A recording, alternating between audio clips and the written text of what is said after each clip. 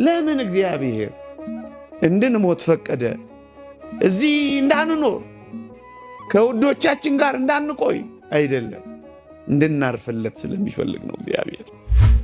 በውርደት እንዘራለን፣ በክብር እንነሳለን። በድካም እንዘራለን፣ በኃይል እንነሳለን። በመበስበስ እንዘራለን፣ ባለመበስበስ እንነሳለን። ስንዴ ሲያፈራ እንዴት ውብ እንደሆነ ሰሞኑን ወጣ በሉና ወደ መንገድ ተመልከቱ። ከዚያ በላይ ውብ ሊያደርገን ነው እግዚአብሔር እንድንሞት የሚፈቅደው። ወገኖቼ ሞት ባይኖር ደግሞ ፍርድ ባይኖር በዚች ዓለም ላይ ወንጀለኞች እና ወንጀል እንዴት ይጨምር እንደነበር እወቁ።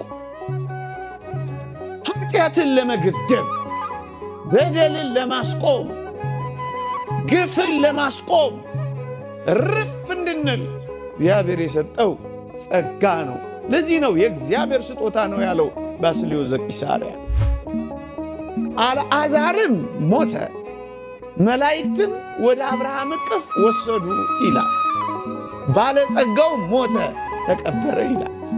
ባለጸጋው በጣም እየተመቸው ዕለት ዕለት በድሎት ነው የኖረው። ሲያበቃ ታሪካቸው ምን ይላል?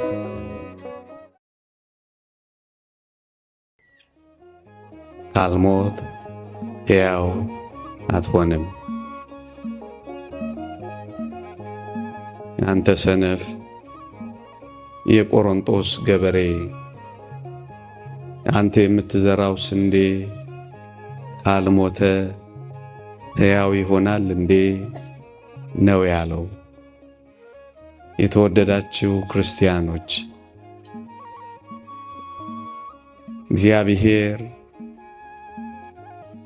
እያንዳንዱን ነገር ለጥቅማችን እንኳን ሳይቀር ይቀይረዋል። ታስታውሳላችሁ የአዳምን በበደል የሔዋንን መበደል እንዴት አድርጎ ለጥቅማችን እንደቀየረው ታስታውሳላችሁ። እና ምን ይላል? እንኳን አዳም በደለ፣ አዳም ባይበድል ኖሮ እኮ የእግዚአብሔርን ፍቅር አናውቀውም ነበረ። እውነት ነው። እግዚአብሔር ፈጣሪነቱን ብቻ አውቀን ኃያልነቱን ብቻ ተረድተን እንኖር ነበረ። በአዳም በደል ምክንያት ግን ይህንን እንኳን ሳይቀር ለእኔና ለእናንተ ያለውን ፍቅር ለመግለጫ አደረገው እግዚአብሔር። ልክ እንደዚህ ነው ወገኖቼ፣ ሞትንም እንኳን ሳይቀር እግዚአብሔር ለጥቅማችን አድርጎ ቀይሮታል።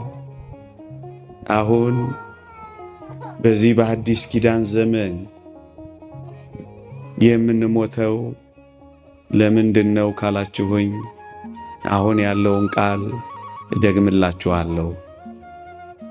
ካልሞትን ሕያው ስለማንሆን ነው። ለምንድን ነው እንድንሞት እግዚአብሔር የፈቀደው ካላችሁኝ፣ ሕያው ሆነን ለዘላለም እንድንኖር ነው። ካልሞትን ሕያው ስለማንሆን ነው። ካልሞትን ስለማንነሳ ነው። ለመነሳት የምትፈልጉ በእርግጠኝነት ሁላችሁም ናችሁ። መኖር ማለት ምን ማለት ይመስላችኋል? መብላት፣ መጠጣት፣ መውለድ፣ ማግባት፣ መዳር፣ መኳል። መኖር ማለት መስራት። መኖር ማለት ለመሞት መኖር ማለት ነው። መሞት ማለትስ ምን ማለት ይመስላችኋል?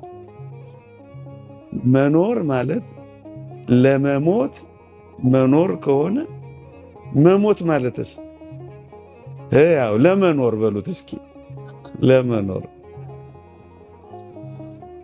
ስለዚህ ካልሞትክ ምን አትልም፣ ካልሞትን ምን አንሆንም። ለዚህ ነው እግዚአብሔር እንድንሞት ምን ያረው የፈቀደው። ስንዴ ሲፈርስ ሲበሰብስ ፍሬ ሊያፈራ እንደሆነው ሁሉ እኛም እንደዚሁ ነው የምንሞተው ለዘላለም ሕያው ሆነን ለመኖር ነው። የተወደዳችሁ ክርስቲያኖች እግዚአብሔር እንድንሞት ለምን የፈቀደ ይመስላችኋል?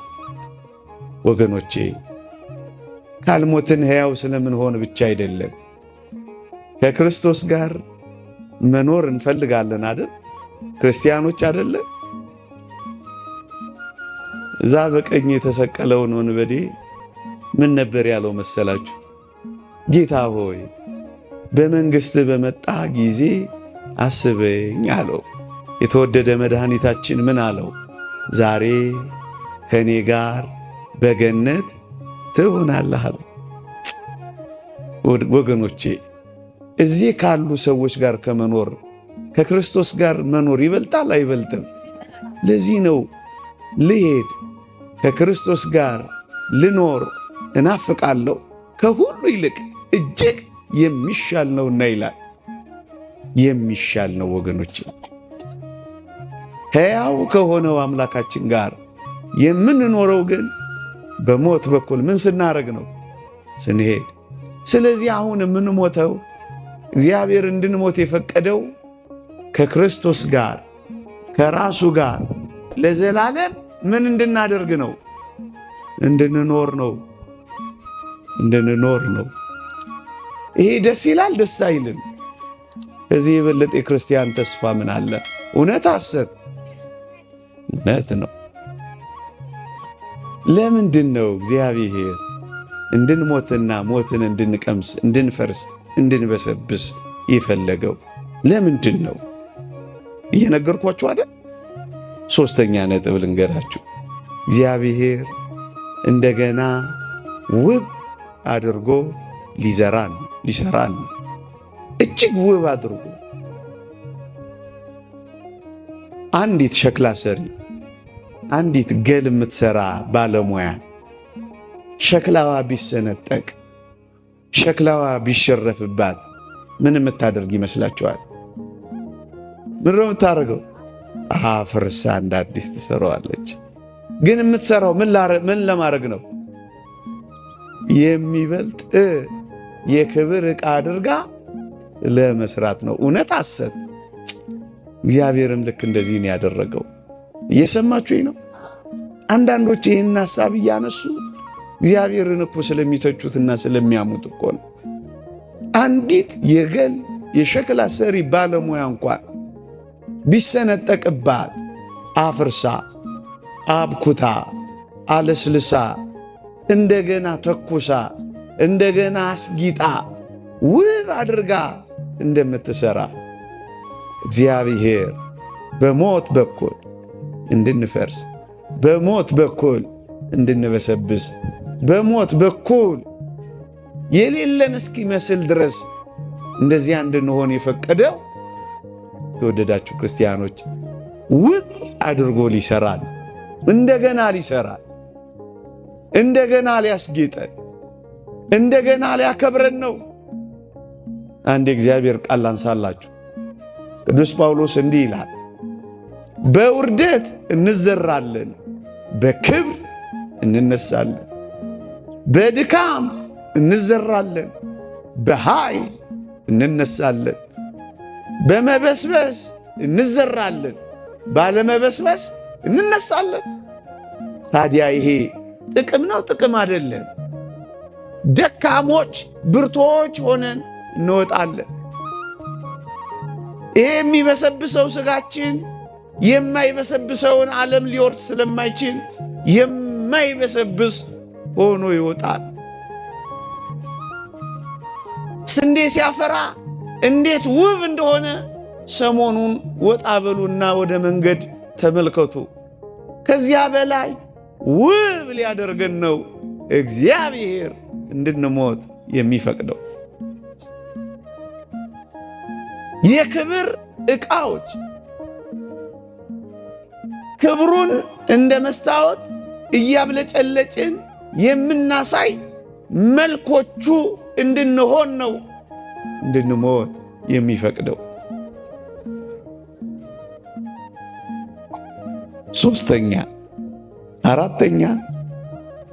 አራተኛ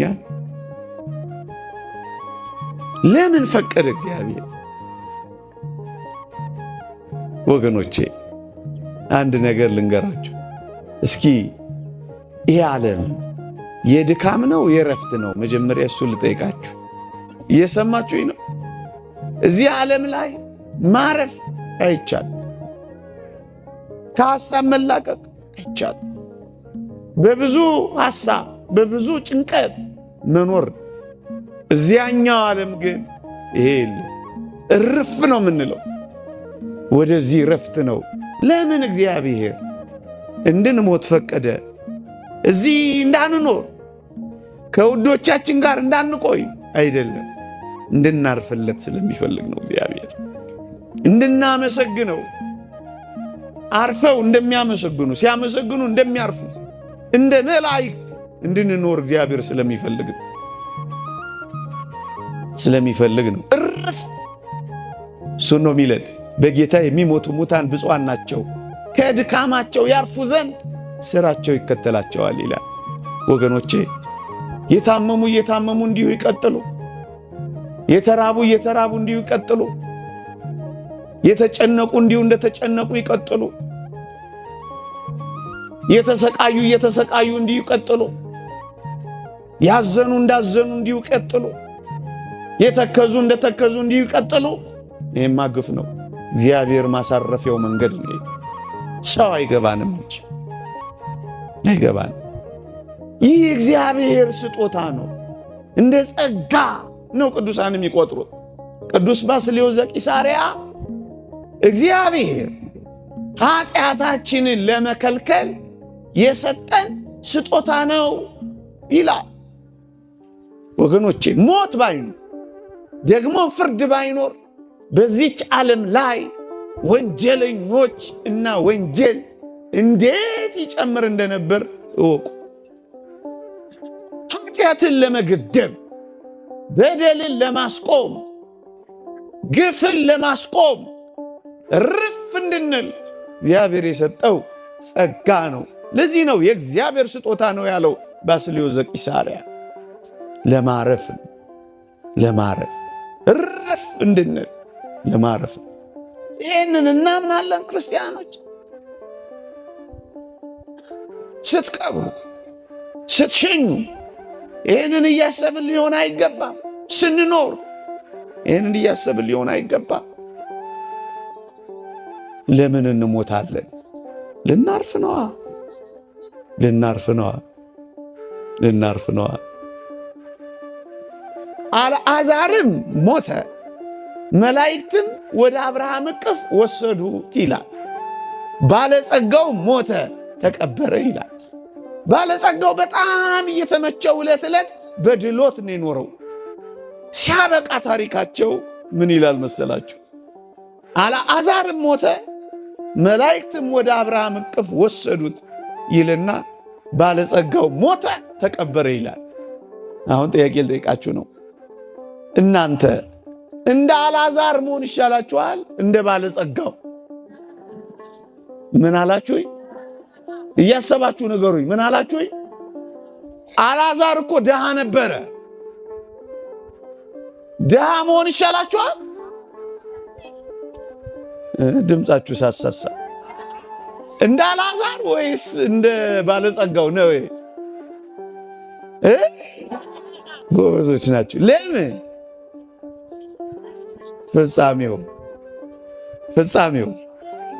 ፍጻሜው ነው አይደለም? አያችሁ፣ ይህንን እንበው ይሁላችሁ። ፍጻሜውን ሳታዩ ባለጸጋ ወይም ድሃ እንዳትሉ። እየሰማችሁ ነው? ያኛው ሞተ ተቀበረ ይላል። ያኛውስ ወደ አብርሃም እቅፍ ገባ ይላል። እየሰማችሁኝ ነው እንዴ? ድሃ እንደ አልዓዛር ወይስ እንደ ባለጸጋው? በሽተኛ እኮ ነበረ። ይሁና ነው ነገራችሁ? እየተስማማችሁ ነው? በአብርሃም እቅፍ እርፍ ብሏል። እርፍ። እንደውም አልዓዛር የሚገርማችሁ እዛ በእረፍት ቦታ ከሄደ በኋላ በጣም ቪአይፒ ሆነ። ቪአይፒ ነው የሚባለው? ቪአይፒ ነው። ቪአይፒ በጣም ቬሪ ኢምፖርታንት ፐርሰን፣ ቪአይፒ ተፈላጊ ሰው ሆነ። ባለጸጋው አሻቅቦ ሲያየው አልዓዛርን በአብርሃም እቅፍ ውስጥ አየና፣ እባክህ አብርሃም አባቴ ሆይ አልዓዛርን ስደድልኝ። ተፈለገ አልተፈለገም? ወገኖቼ በዚህ ዓለም በብዙ ስቃይ ልንኖር እንችላለን። በዘላለም እረፍት ግን ካረፈን ይበቃናል አይበቃንም? እውነቱ እሱ ነው እሱ አይደለም?